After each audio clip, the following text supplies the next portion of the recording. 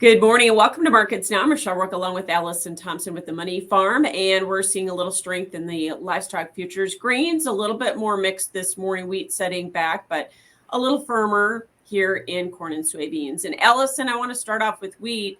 We did see some nice gains on Friday. Got the Kansas City wheat finally above that $9 mark. It looked like we were putting in war premium, but not a lot of follow through this morning.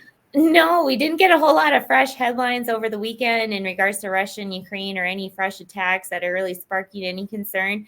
So, yeah, we saw some of it get taken back out here today. So, there too, we are hearing that Russia and Ukraine are going to start talking about their continuation of their export deal.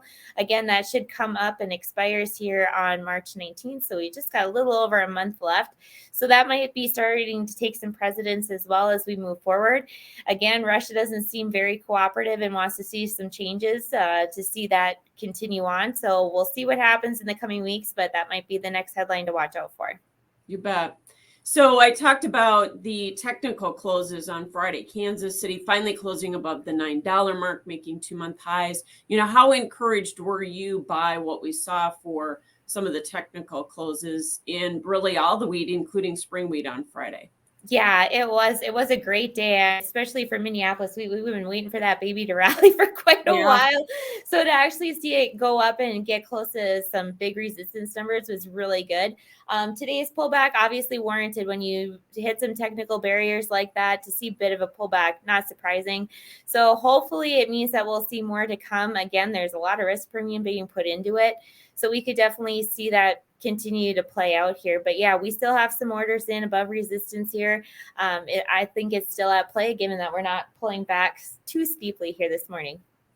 And soybeans back to the plus side here after a little pressure overnight, but soybean meal scoring more new contract highs. And so, how far do you think we're going to be able to continue to push that market? Well, yeah, that meal market's absolutely crazy. It's definitely where we're getting most of our strength in the soy complex, and thankfully that's helped soybeans. But on the soybean side, we're really going to be coming into some tough resistance right around that 1550 mark. We did break the old January high, so there is some light at the end of the tunnel, but again, we're going to see some pretty stiff resistance here shortly if we don't get any news. And unfortunately, it's going to go back to demand. A lot of it has to do with Argentina's weather and what's going to happen with their soy meal prices, and that's what's really pushing it. And with it being over $500 a ton right now, I think they're going to start importing some beans from Brazil to make up some of their production. So I think some of that could be at play too here shortly, especially with their harvest picking up in Brazil. So it'll definitely be worth watching if some of those beans start crossing the border. Yeah, and do you think we have all of the Argentina production cuts kind of already baked into prices? Yes and no. I guess there's still some unknowns on how it's going to all play out. I think the concern right now is also that Brazil's having a tougher time harvesting and it's below pace. So if we could see that pick up a little bit too and get some better production ideas, so far it sounds good. So a lot of it might just be offsetting, which we kind of figured might happen. But again, until they really start getting into Argentina's crop, it's all susceptible to still be worse than expected.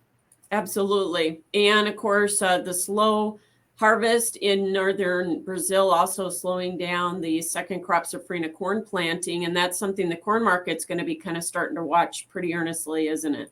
Yeah, absolutely. It's that time of year. And especially when we're looking at what their seasons typically look like, they get into March and it starts to get into their dry season already, and their monsoons will start dissipating. So the more of the crop that's going to be more susceptible to some key growing stages during a drier period of time is going to be worth watching. And right now that seems to be where the risk is. So we're not out of the woods yet. I don't know if they're still going to have record production. I know there are some private analysts already lowering their corn for Brazil. So definitely something to watch and see if the USDA makes any of those kind of adjustments here going forward as well. You bet. The other thing that kind of pushed the corn market last week was this rally in crude oil. We're setting back just a little bit here this morning, but that's going to be something else to kind of keep an eye on, isn't it? Yeah, well, especially when Russia was threatening to lower some production here. We'll see if that actually comes to be. Sometimes all those rumors are one thing, and what actually happens by the rumor sell the fact. So we'll see if they do lower their production in March, but that had a lot to do with it. And then also here this morning, we do get new inflation data tomorrow for the month of January. So that might have a little bit in play on why we're seeing a decent pullback on oil and concerns of demand in case it does come in stronger than expected. No doubt. Good point you make there. So cattle market, we're opening a little bit better this morning. I guess we would kind of expect that here with really a strong week in terms of the cash market. Yeah, it has been, and it's a good thing to have a turnaround. But we also did print a reversal on the live cattle charts last week, so I think there's a little bit of concern there too. We'll see what today's trade does if it negates some of that signal. But again, the charts are overbought, so how far they'll actually take this thing, I don't know. Right now, fundamentals really support it, so we'll see. Last week we closed $1 to $1.50 higher on a lot of those contracts, so another strong week would be pretty impressive. No doubt. And like you said, we'll watch that reversal. But boy, when you get in these markets like this, sometimes they're easily negated. Yeah. And let's talk about hogs finally. Hogs trying to, bounce here this morning. But, how long do you think we'll stay up here during the session? Yeah, they're still in a pretty strong downtrend given that reversal there last week. So I don't know. I've heard some rumors of an ASF case found in Hong Kong, which again kind of borders China. So I know there is some concern there too on how true that'll be or if it spreads. So that might be another black swan kind of looming over the marketplace, giving a little bit of support. But yeah, otherwise you're still looking at decent supplies and the charts not being very supportive. So it might be hard to last long without supportive headlines, kind of like we saw with wheat. Yeah. All right. Thanks for joining us. Appreciate it as always. Allison Thompson with the Money Farm, and that's Markets Now.